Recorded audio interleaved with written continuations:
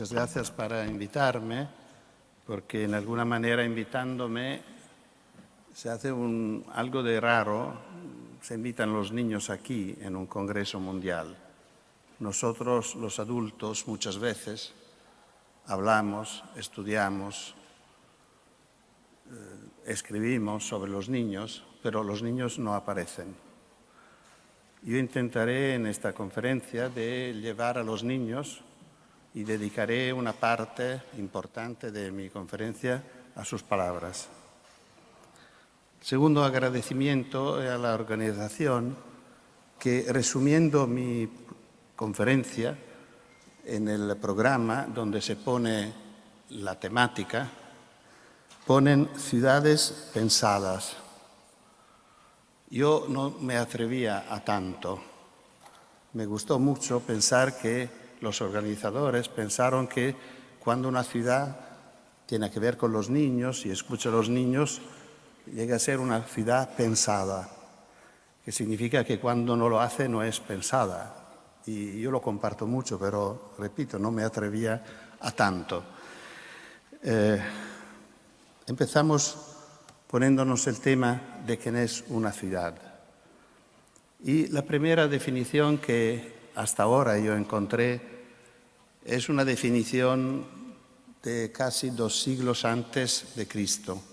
Y la encontramos en el libro de Zacarías, que dice: Jerusalén será llamada la ciudad de la fidelidad.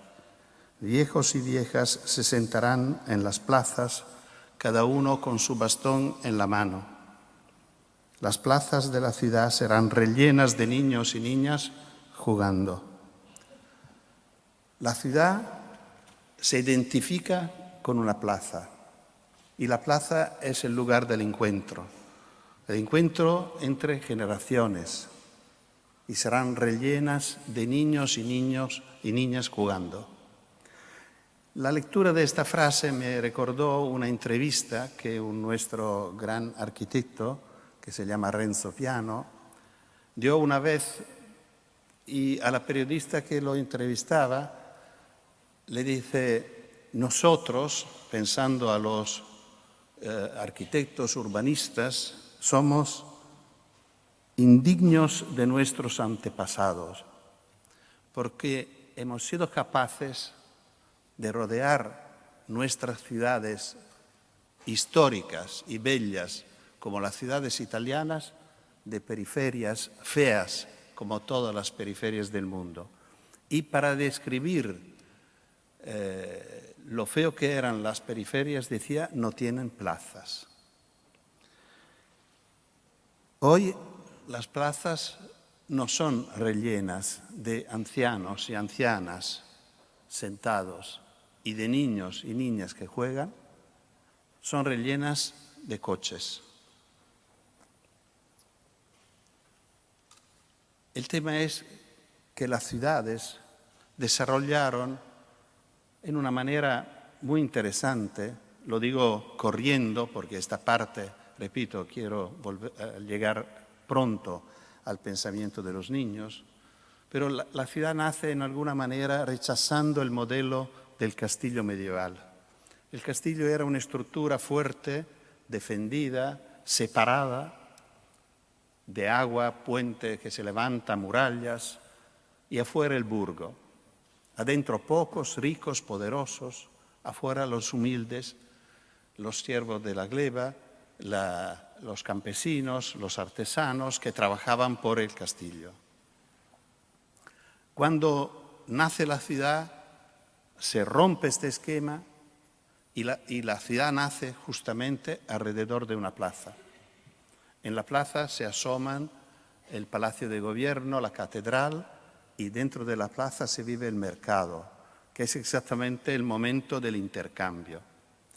Y el otro elemento que me parece muy importante a poner a la base de nuestras reflexiones es que la ciudad es bella por su diversidad. La ciudad histórica no tiene barrios separados para ricos y pobres. No es pensada con la idea de las zonas o del zoning, como dicen nuestros arquitectos.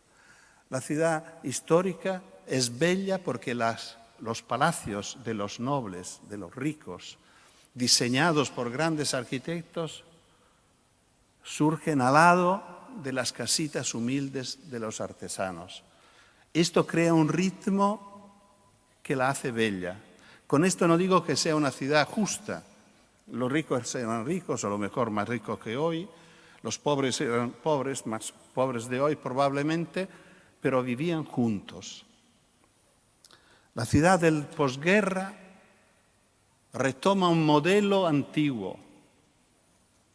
Cuando después de la última guerra mundial las ciudades han tenido que reconstruirse porque estaban destruidas, han tenido que elegir cómo y para quién. Y por razones que yo no sé explicar, parece que eligieron de reconstruirse para alguien y no para todos. Eligiendo un ciudadano protagonista, un ciudadano fuerte, que nosotros describimos como un varón adulto trabajador. Para ello se pensaron los servicios, para ello se planeó el territorio, por esto se construyeron hasta las periferias, recuperando este modelo medieval del burgo, y las periferias modernas son peores de los burgos medievales. Hemos hecho una ciudad para nosotros. Claro que si la ciudad tiene como modelo un varón adulto trabajador, será muy incómoda, hasta excluyente para los que no son varones, que no son adultos y que no son trabajadores. Y esta constituyen una mayoría de la población que está afuera, está excluida, va desapareciendo.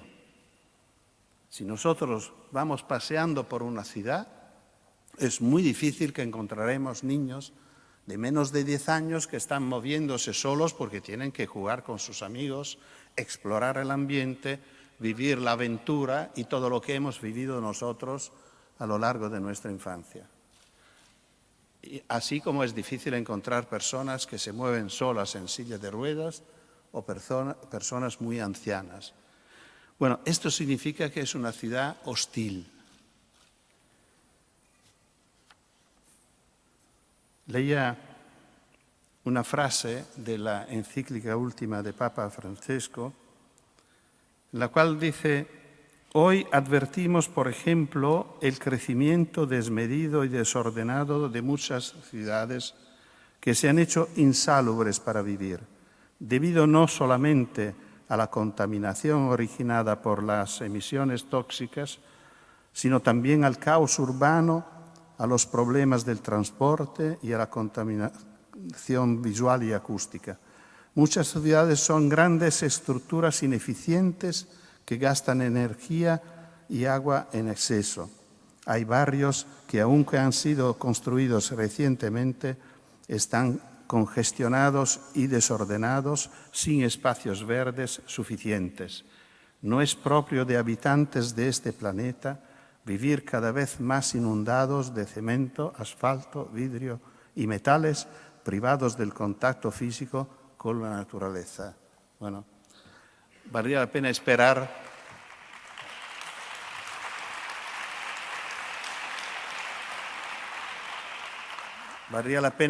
que estas palabras sean de nuestros políticos antes que del Papa.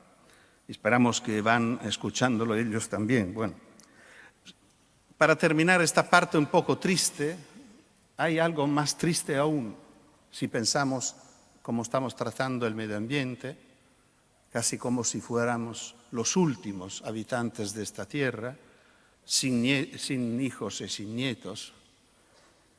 Pensamos al tema económico, pensamos a la crisis política, pensamos a cómo está aumentando la desigualdad entre ricos y pobres. Los ricos están llegando a ser más ricos y los pobres más pobres, a pesar de todo lo prometido. Pensamos que, a pesar de rechazar públicamente en nuestras leyes y constituciones democráticas la guerra, seguimos. haciendo guerras.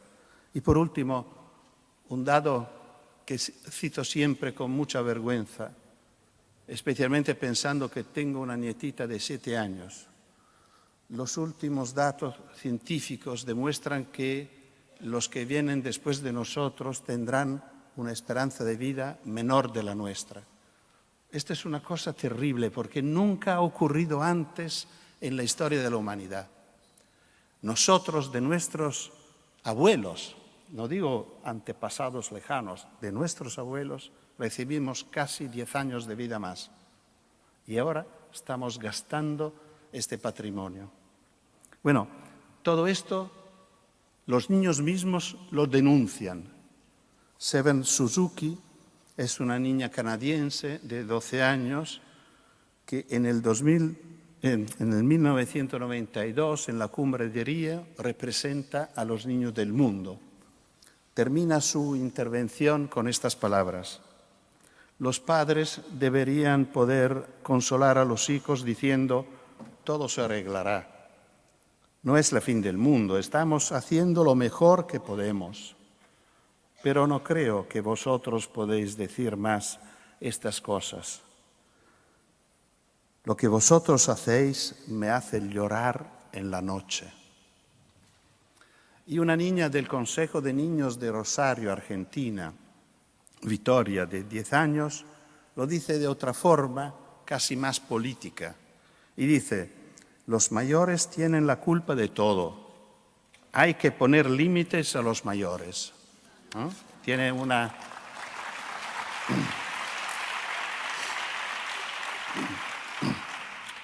El tema es que esta ciudad cuesta mucho a los niños. Y cuesta mucho a los niños porque no pueden salir de casa. Bueno, uno piensa, bueno, esto es algo que ha cambiado. Nosotros sí, podíamos salir. Hoy es distinto, por lo cual no. Por lo cual están pagando un coste muy alto. Y lo digo rápidamente. Un niño que no puede salir de casa no puede jugar. Los padres me dicen, ¿pero qué dices? Si todos los días lo acompañamos al parque, si le compramos muchísimos juguetes, bueno, exactamente por esto. No se puede acompañar un niño a jugar. El verbo jugar no se conjuga con el verbo acompañar, vigilar, controlar, porque tiene que ver con el placer. Por lo cual hay que conjugarlo simplemente y solamente con el verbo dejar. Es complicado, pero es así. Igualmente por los juguetes, no se compra el juego. No es porque son propietarios de montones de juguetes que son niños afortunados. Para jugar bien necesitan pocos juguetes buenos y amigos y tiempo para aprovechar. Si no pueden salir de casa sin adultos, no pueden descargar las energías físicas así como lo necesitan. Dice, pero lo escribimos en todos estos cursos de baile, de fútbol, de no sé qué. Bueno, no digo que esto sea inútil, pero no es suficiente. Los niños necesitan momentos todos los días de un movimiento libre, que puedan hacer con sus amigos y fuera de un control directo. Esto lo dicen los pediatras. ¿Cuáles son los peligros? Obesidad infantil, por un lado, y disturbios de la atención, que están provocando un bombardeo farmacológico impresionante sobre la niñez. Si los niños no pueden salir de casa sin adultos, no pueden vivir la experiencia de riesgo. Los adultos me dicen, claro, lo acompañamos a propósito, porque no corran riesgos, pero el riesgo es necesario, fundamental por el crecimiento. El obstáculo es un elemento fundamental del desarrollo. Y si no pueden vivir la experiencia del obstáculo, de la tontería cuando es necesaria, cuando le ocurre, cuando lo necesitan, tendrán que acumular un deseo que se va a explotar en la adolescencia. Muchos de los que pensamos que son los peligros o los problemas de la adolescencia, como el abuso de alcohol, de drogas, el bullying, los accidentes de moto, hasta suicidios infantiles, yo creo que están conectados con este tema de la caída profunda y casi total de autonomía de los niños. Frente a todo esto, un niño de 5 años de una ciudad cerca de Reggio Emilia dice: si los adultos no escuchan a los niños, van a encontrar líos grandes. A mí me impresionó mucho porque tiene 5 años, que sabe él de nuestros líos, pero nosotros sí que lo sabemos. Los niños tienen esta capacidad profética para revelarnos cosas raras que estamos haciendo sin darnos cuenta, aparentemente. Bueno, entramos en la escucha de los niños. ¿Por qué vale la pena escuchar a los niños? Porque los niños son capaces. Esto nos ayudó la ciencia a entenderlo. Aquí lo estamos escuchando en todas las conferencias. Pero nuestros maestros, de Freud a Piaget, a Vygotsky, hasta Brunner, nos ayudaron a entender que los años más importantes de la vida son los primeros y que los niños son capaces de expresar su opinión.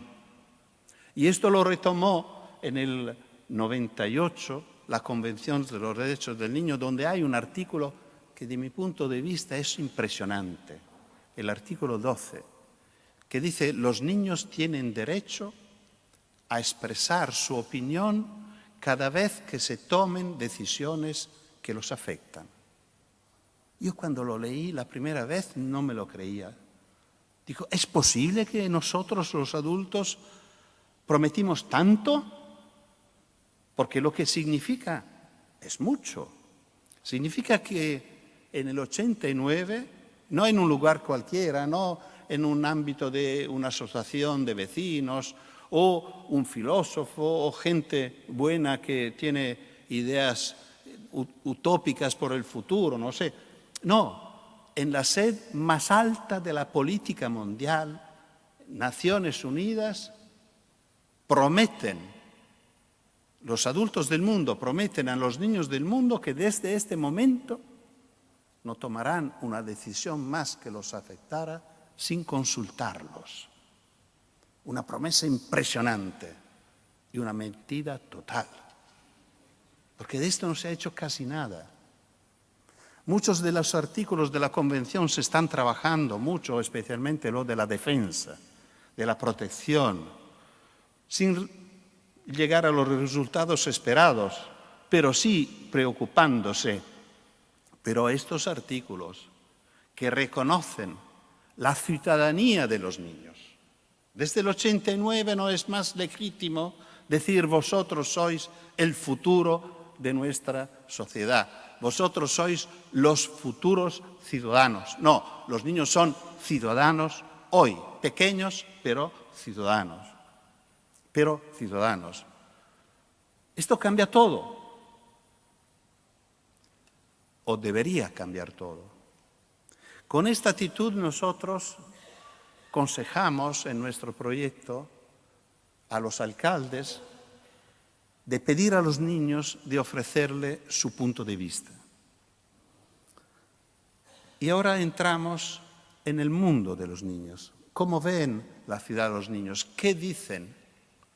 Y voy a analizar una serie de propuestas que salieron en ámbito de participación de los niños al gobierno de las ciudades, los que llamamos los consejos de los niños, consejos que no tienen nada que ver con el consejo de los adultos. Nosotros en estos 90, casi 25 años de experiencia, hemos intentado sacar todas las similitudes entre el consejo de los niños, el consejo municipal de los adultos y la escuela, para realizar una experiencia nueva, con todo el respeto, claro, de los órganos democráticos de la ciudad por un lado y de la educación por el otro. El consejo que nosotros proponemos, por ejemplo, los niños son elegidos por sorteo, de manera que son cualquier niño, sin méritos, no son lo que aspiran al llegar a ser los políticos de mañana. Son niños y niñas en igual número y trabajan para ofrecer a sus alcaldes un punto de vista distinto. Vale la pena escucharlo porque son distintos, no porque saben mucho, no porque saben más que nosotros, sería ridículo pensar esto, sino por su diversidad. De nuevo vuelve el tema de la diversidad como un valor, que creo que siempre tenemos que tenerlo en cuenta. Giovanni, un niño de Fano, donde nació esta experiencia hace muchos años, en el 91, tenía 10 años y un día dice: yo esto del consejo no me lo creía. Es decir, no creía que los adultos de verdad estaban dispuestos a escucharlo. Después me di cuenta que nos escuchaban de verdad. Y en este momento me sentí responsable. 10 años. Yo pensaba que decía, me sentí orgulloso, me sentí reconocido, contento, no sé. No, responsable. Casi diciendo, de este momento he tenido que pensarlo bien lo que voy a proponer, porque es posible que lo hagan. Federico, un niño siempre de 10 años del Consejo de los Niños de Roma, frente a su alcalde le dice: yo pido a esta ciudad el permiso de salir de casa. Petición muy rara, ¿no? Porque todo el mundo sabe, y Federico también, que este permiso solo pueden pedirlo a su padre o su madre y solo ellos pueden darlo o negarlo. Pero Federico sabe que su papá y su mamá a su petición le contestarán: no, tú no puedes salir porque la ciudad no lo permite. Por lo cual, coherentemente, se presenta a su alcalde y le dice: démelo tú el permiso de salir de casa. Y creo que esta es una propuesta política que una administración puede asumir preguntándose: ¿cómo puedo pensar la ciudad de manera que los Federicos y las Federicas de esta ciudad puedan salir de casa? ¿Por qué no salen? ¿Cuáles son las dificultades? ¿Cómo entra en la ciudad y todo esto? La diferencia entre Federico y sus padres es profunda. El diagnóstico es parecido, la ciudad es peligrosa. Pero sus padres dicen: la ciudad es peligrosa, entonces tú no puedes salir, y si tiene que salir te acompañamos, posiblemente en coche. Federico dice: la ciudad es peligrosa, entonces hay que cambiarla. Por esto vale la pena trabajar con los niños. Hay una frase que me gusta mucho, que es: la esperanza tiene dos hijas hermosas, la ira y la valentía. La ira ante el estado de las cosas y la valentía para cambiarla. No es de vuestros estudiantes de la Puerta del Sol, los indignados, ni el programa electoral de Podemos. Es una frase de San Agustín. La ira y la valentía. Esto es un poco el patrimonio que los niños pueden llevar para ayudarnos a cambiar las ciudades. Vamos a por adelante. Un niño de Fano protesta frente al Consejo Municipal cuando se encuentra, porque después de un año de trabajo los niños se encuentran con el alcalde, el gabinete, el consejo, para presentar sus opiniones, sus protestas, sus peticiones. Él dice: jugaba en la plaza y un guardia me quitó la pelota. Este niño se queja de algo que le había afectado. Y nosotros, que trabajamos con los niños, ayudamos a los políticos de la ciudad a entender que este niño tiene razón, que el guardia se equivocó, porque violó el artículo 31 de la Convención de los Derechos del Niño, que es ley italiana. así como es ley española, así como es ley de todos los países del mundo menos uno. Bueno, Estados Unidos por un tema muy complicado, porque tiene la pena de muerte para chicos menores de 18 años en algunos estados y no puede firmar la convención. Pero la convención la firmaron todos los países del mundo. Es la más reconocida de las leyes internacionales. Y el artículo 31 dice, los niños tienen derecho a jugar. Por lo cual un guardia no puede molestar a un niño que juega. Tiene que defenderlo porque está ejerciendo un derecho. Sobre el tema del juego, un niño siempre de la misma ciudad dice, pide una cancha de fútbol sin entrenador. Los niños están hartos de nosotros. Un niño hoy puede estudiar fútbol, pero no puede jugar la pelota. Y no es lo mismo. Dice, por favor, deme un campo de fútbol sin entrenador. Si tenemos gana, interés a profundizar estos pensamientos, vamos descubriendo que detrás hay una propuesta. Esto es nuestro papel. Los niños nos dan pistas, hacen pinceladas de pensamiento. No podemos esperar que ellos nos preparen un programa, pero con estos elementos, con estas ayudas, nosotros podemos construir una propuesta política alternativa. Una niña dice, los adultos ponen macetas jardineras, estos de flor y tal, en los jardines, para que los niños no puedan jugar. Es una interpretación muy dura, como si los adultos, especialmente en este modelo de jardines que se llaman justamente a la italiana, hicieran acciones a propósito para impedir el juego de los niños. En este caso también, si vamos analizándolo un poco más a fondo, tenemos que reconocer que tiene razón. ¿Cuáles son las características del jardín a la italiana? Tienen bulevar, bancos y macetas, por lo cual son pensadas para pasear, sentarse y admirar. Tres cosas que los niños no hacen. Los niños no pasean, los niños no se paran y no les interesa estar a mirar la naturaleza en el sentido de nosotros, de qué maravilla y tal. Por lo cual son jardines que no prevén los niños. Y vamos un poco más acerca de lo que estamos haciendo para ellos, los jardines para niños, todos estos con columpios y toboganes de colores vivos que se reconocen de lejos, dice, allí los niños. Una niña de un país del norte de Italia escribe una carta a su alcalde y le dice, querido alcalde, mira que los bancos del jardín están puestos al revés. ¿Por qué le pusiste que miran hacia adentro? Y cuando yo voy con mi abuelo me mira mientras que juego. A mí no me gusta nada. De nuevo, pensamos al juego como una experiencia de placer.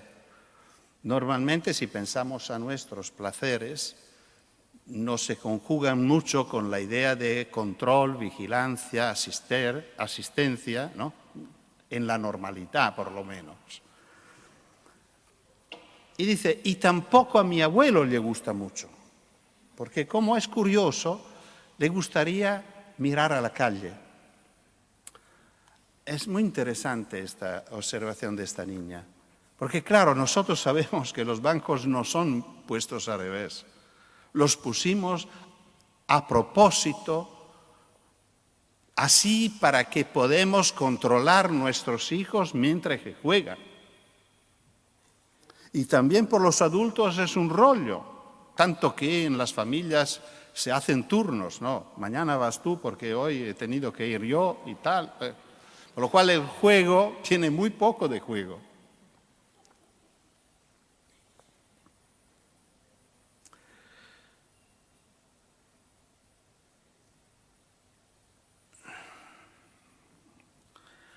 Un niño de Rosario, el Consejo de Niños de Rosario estaba discutiendo conmigo sobre un tema muy fuerte, muy pesado, que es el tema de la seguridad, que es un gran tema que afecta mucho a los niños dentro de las ciudades.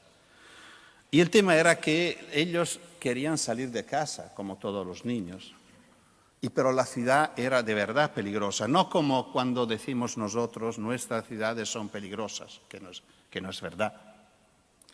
Allí los niños sufren atraques frecuentes, los paran otros chicos de pocos años más grandes con una navaja a la garganta para sacarle las zapatillas, para sacarle la mochila, para sacarle el reloj. Y esto me lo contaron estos niños del consejo, que había ocurrido a ellos mismos, que es distinto cuando se dice, oí que, vi en la tele que, o cuando se dice, a mí me ocurrió esto. Y por lo cual yo pensaba que allí era difícil, que podía salir algunas ideas. Y lo primero que empezó a salir es lo que siempre sale cuando hablamos con los niños. Hago una pequeña paréntesis. Normalmente cuando hablamos cuando se dice, pero ¿cómo se escuchan los niños? La mayoría piensa que es muy fácil. Es simplemente decir, ¿qué pensáis de este tema? Y los niños no dicen lo que piensan, no. Los niños no dicen lo que piensan. Los niños dicen lo que pensamos nosotros. Desde pequeños aprendieron que lo mejor que pueden hacer con los adultos, tanto en casa que en la escuela, es devolver a los adultos lo que los adultos piensan. Porque los adultos están esperando que los niños pasen de pensamientos y actitudes infantiles a pensamientos y actitudes adultas. Un niño tomará la mejor nota en la escuela si es capaz de repetir a su maestro o su maestra lo que han dicho, posiblemente con las palabras con las cuales la dijeron. Sabemos que a nivel pedagógico es algo de muy feo, pero en la vida real esto ocurre frecuentemente, por lo cual los niños aprenden esto, a desconfiar de su pensamiento. Y por lo cual cuando les pedimos que piensas, lo que primero intentan hacer es demostrar que no están durmiendo, que son vivos, que están en este mundo, que escuchan la televisión, que saben lo que pensamos. Por lo cual, frente a este tema de qué hacer para que los niños de Rosario puedan salir de casa, empezaron a salir las propuestas de siempre. Necesitamos más policía. Necesitamos más cámaras de video en las calles. Necesitamos que los adultos nos lleven.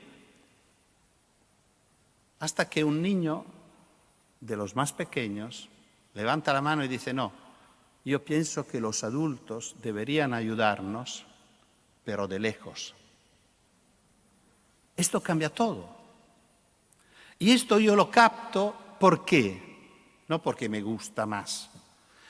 Primero porque sé que esto no lo escuchó por un adulto. Porque los adultos siempre lo que dicen, estás cerca, no te alejarás de mí, deme la mano.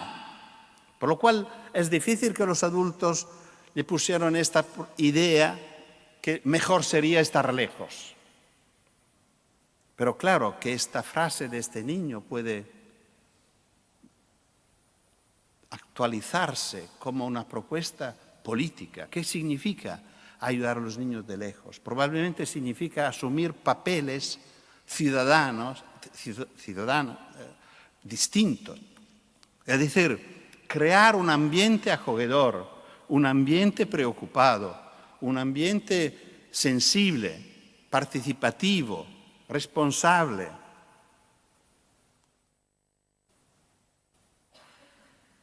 Esto significa cambiar el barrio.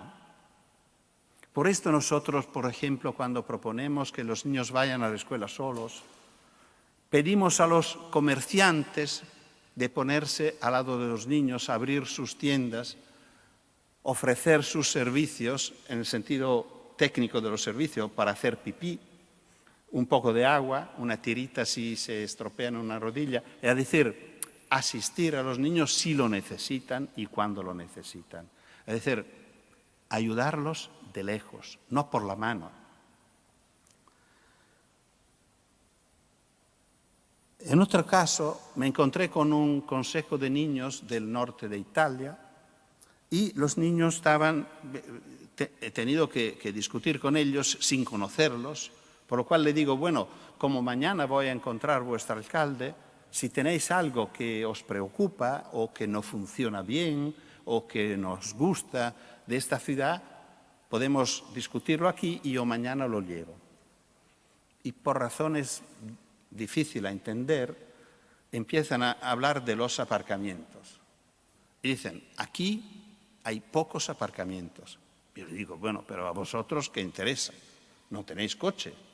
No, pero, y lo explican muy bien en el sentido que decía antes, porque papá cuando vuelve a la tarde a casa siempre está nervioso porque no encuentra sitio tal y tal. Por lo cual, evidentemente, los niños estaban representando los intereses de los adultos.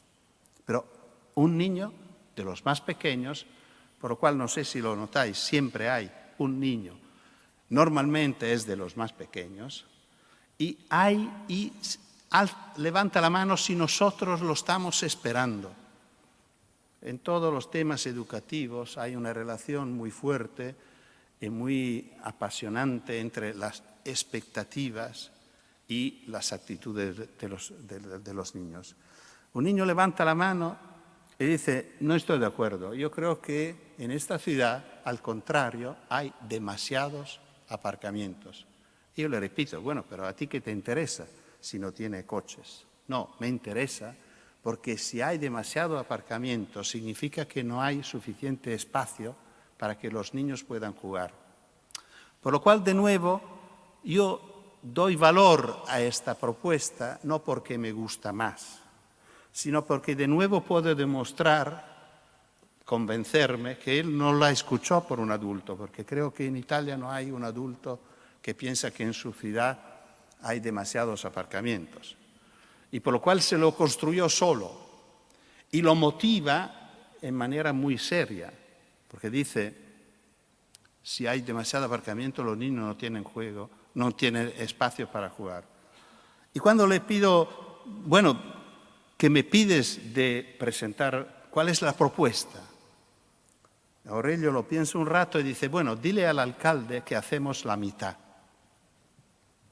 Es decir, que compartimos el espacio, mitad para los coches y mitad para los niños.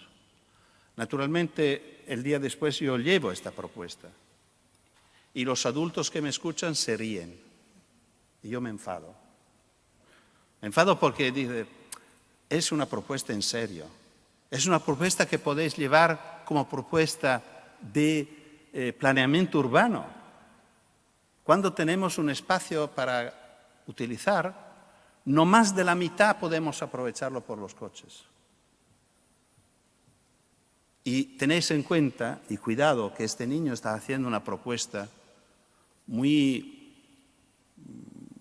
¿cómo se puede decir?, casi vergonzosa, porque nos dice que quiere ser tratado como un coche.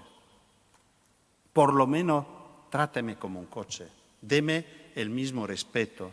Y nosotros nos reímos pensando que esto nunca será posible. Bueno, pensando el espacio, pero de hecho estamos diciendo a nuestros hijos y a nuestros nietos que valen menos de nuestros coches, en la práctica. En Buenos Aires se trató mucho el tema del espacio público. Y voy rápidamente a terminar con algunas observaciones. Los niños dicen, un espacio para ser bueno para los niños debe ser compartido. Raro, ¿no? No debe ser para nosotros. A los niños no les gusta la separación, les gusta la contaminación, la diversidad. Es muy interesante porque los espacios reservados a los niños son espacios raros, inseguros. Los niños siempre van acompañados. Son espacios que se aprovechan por muy poco tiempo. A las 8 de la tarde se vacían y llegan a ser el territorio de drogaditos, de personas que quieren destruir algo, porque no son de nadie. No son lugares verdaderos. No son ofrecidos a la población. ¿Qué va a hacer allí una persona? Alguien puede pensar de ir a leer un periódico o un libro en un parque para niños, así ruidoso, con tanto polvo, Bueno, no, a mí no me pasaría ni por la cabeza. Por lo cual son espacios raros, equivocados, y tienen abajo una equivocación profunda, que los niños no saben jugar, y tenemos que decir nosotros a los niños cómo se juega, qué es el juego. Y le decimos que el juego es un tobogán, un columpio, una rueda que gira, un castel no sé qué, que son todas cosas muy pobres. Los que proyectaron estos espacios parece que no fueron niños o se olvidaron de lo que fueron de niños. Y los niños de Buenos Aires siguen diciendo no deben tener rejas, no deben tener policía, mejor sin padres. Y la otra cosa que notan es de una niña cerca de Barcelona que decía, los espacios para niños siempre son horizontales. Es verdad. Lo primero que un ayuntamiento hace para decir aquí hacemos un espacio para niños, llama una de estas excavadoras y lo llana. ¿Que a los niños les gusta llano? No, no resulta. Pero si es llano podemos controlarlos mejor. Y la niña dice, si es llano no podemos escondernos. Y esconderse es un elemento importante del juego infantil y del juego de siempre. Dice, ponen siempre los mismos juegos y no es gracioso. Es como ver la misma película todos los días. No hay sorpresa. Por lo cual no se puede esconder, no hay sorpresas.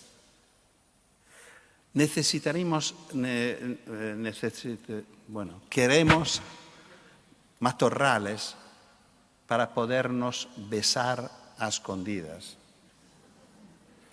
El juego tiene que ver con todo esto. Y en los espacios de los niños todo esto no se prevé.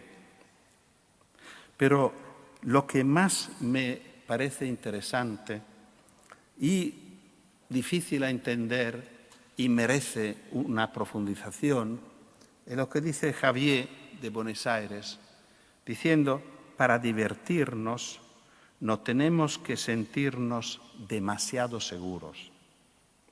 Es decir, el espacio para niños no debería ser un espacio demasiado seguro. No dice que no debe ser seguro, sino no demasiado seguro. Como decir, si es demasiado seguro, ¿yo qué voy a hacer? Y esto nos recuerda lo que Françoise Dolto, una gran neuropsiquiatra infantil francesa, decía a una periodista que le pedía qué es jugar por un niño.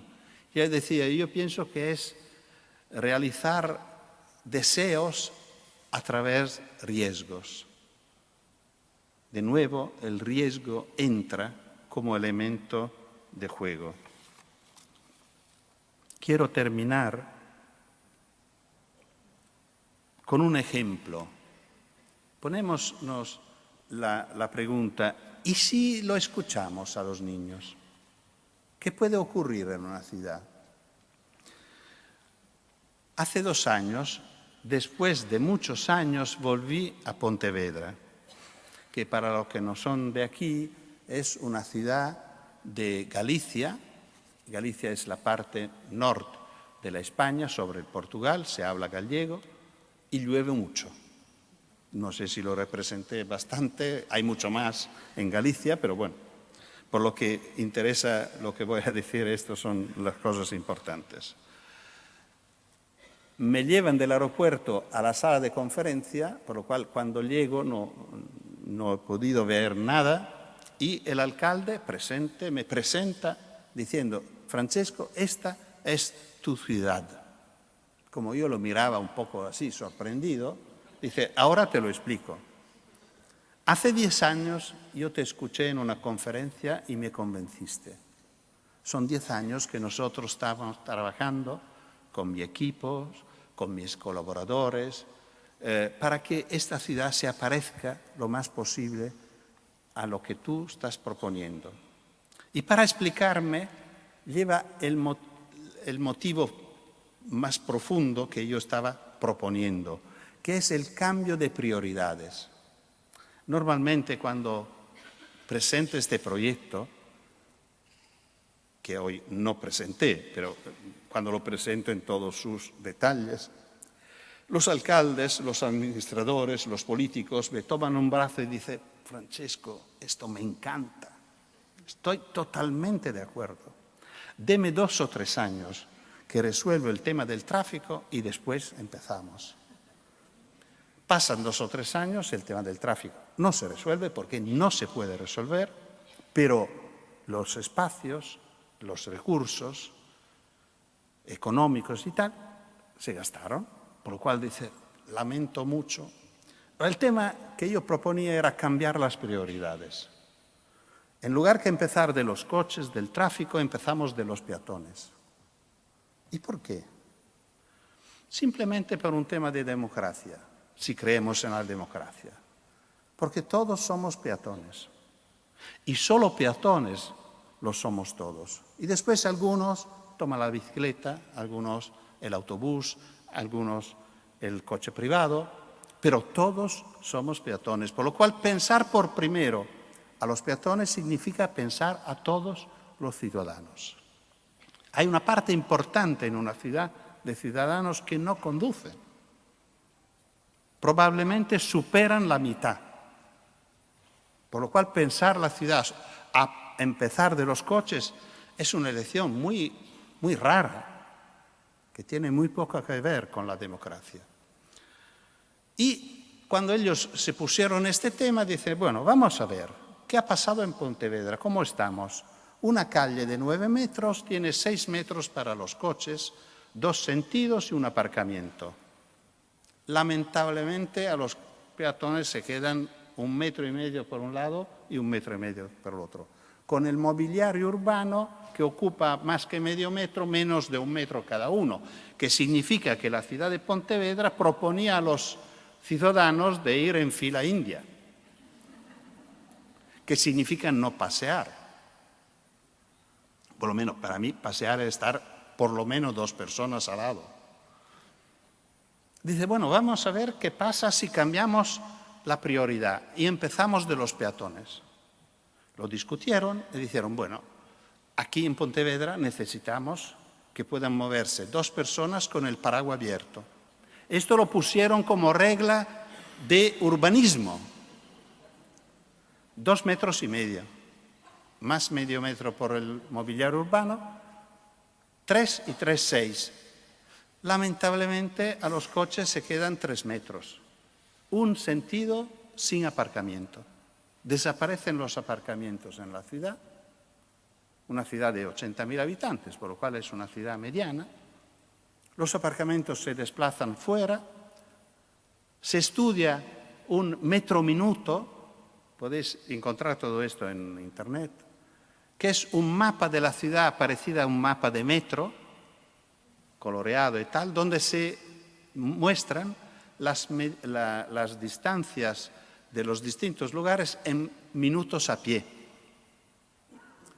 para demostrar que si dejamos el coche en uno de los aparcamientos, algunos de los cuales son gratuitos, periféricos, en menos de 15 minutos podemos llegar en cualquier lugar, caminando.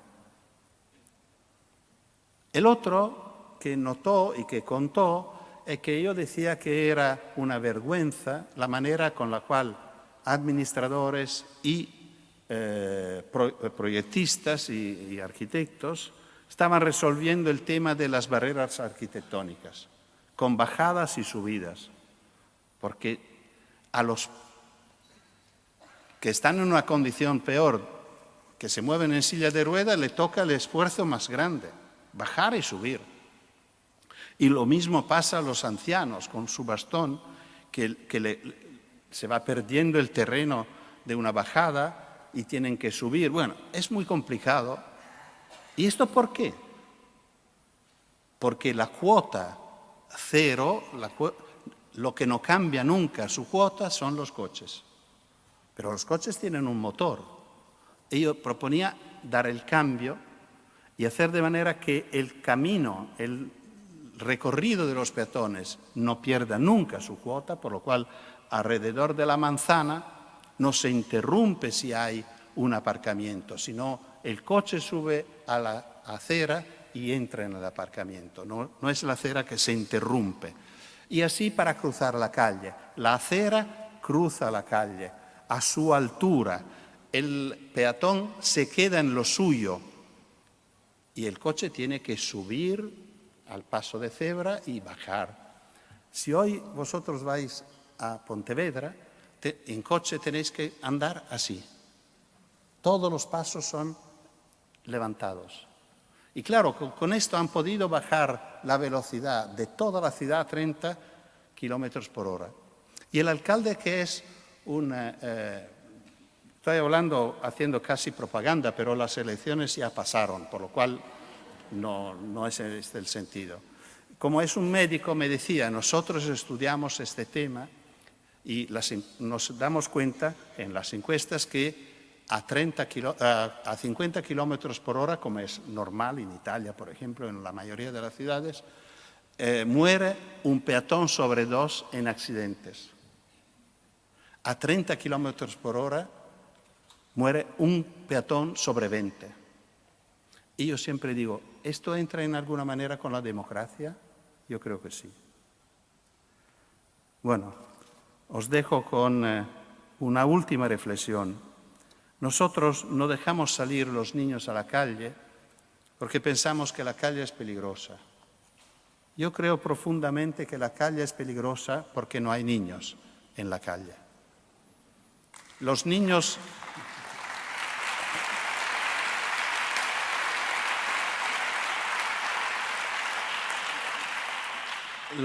en la calle nos obligan a hacernos cargo, nos obligan a cuidarlos, a crear un ambiente seguro. Y por esto puedo terminar con esta viñeta que dice: perdonen las molestias, estamos jugando para ustedes. Gracias.